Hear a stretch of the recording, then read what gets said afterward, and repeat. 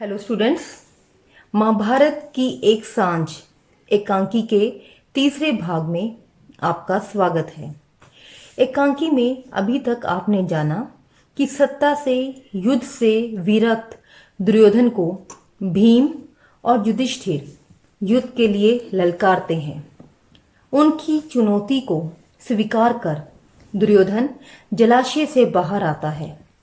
युद्ध के नियमानुसार कवच और गदा मिलने पर वह भीम को गदा युद्ध के लिए चुनता है।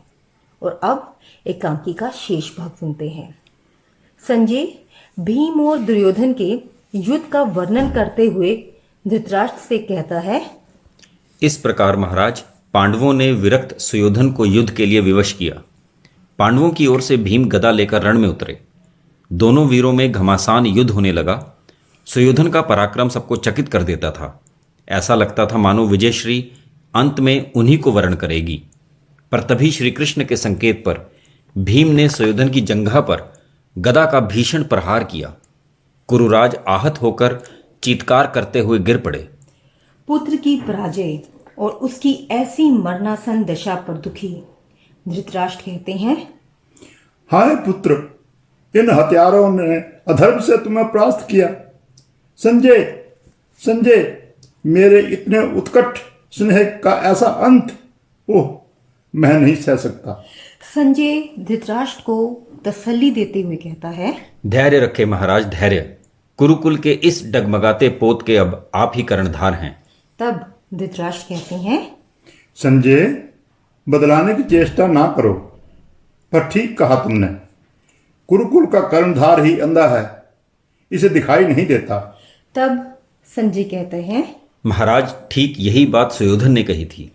धृतराष्ट्र कहते हैं, क्या क्या कहा था सुयोधन ने?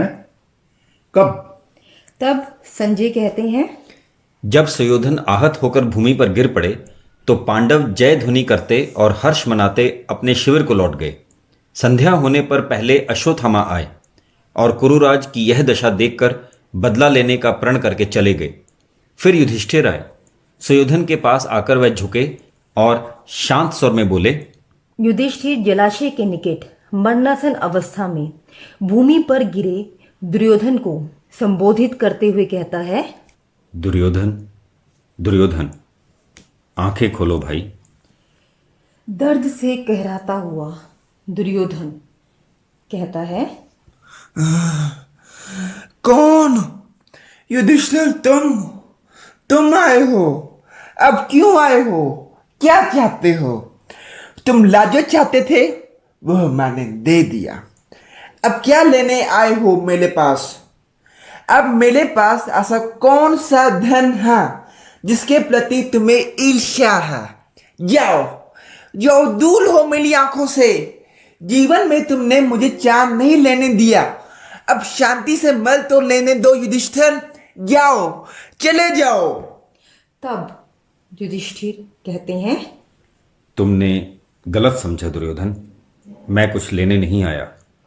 मैं तो देखने आया था कि अंतिम समय में किस तरह निसहाय निर्बल पशु की भांति तिलप तिलप कर दम तोड़ता हूं।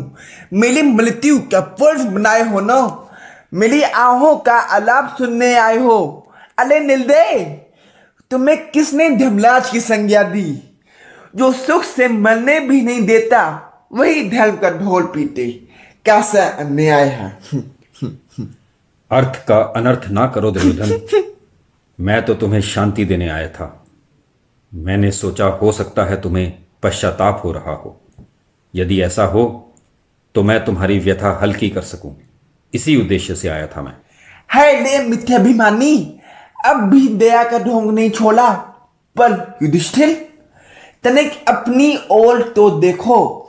पश्चाताप तो तुम्हें होना चाहिए, मैं क्यों पश्चाताप करूंगा? मैंने ऐसा कौन सा पाप किया है?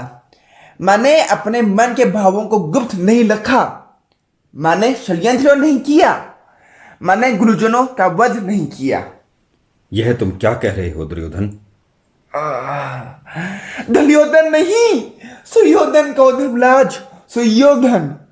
क्या अब भी तुम्हारी छाती ठंडी नहीं हुई? क्या मुझे मारकर भी तुम्हें संतोष नहीं हुआ? जो मेरी अंतिम घड़ी में मेरे मुंह पर मेरे नाम की खिल्ली उड़ा रहे हो? निर्दय, क्या ईर्ष्या में अपनी मानवता भी भस्म कर दी?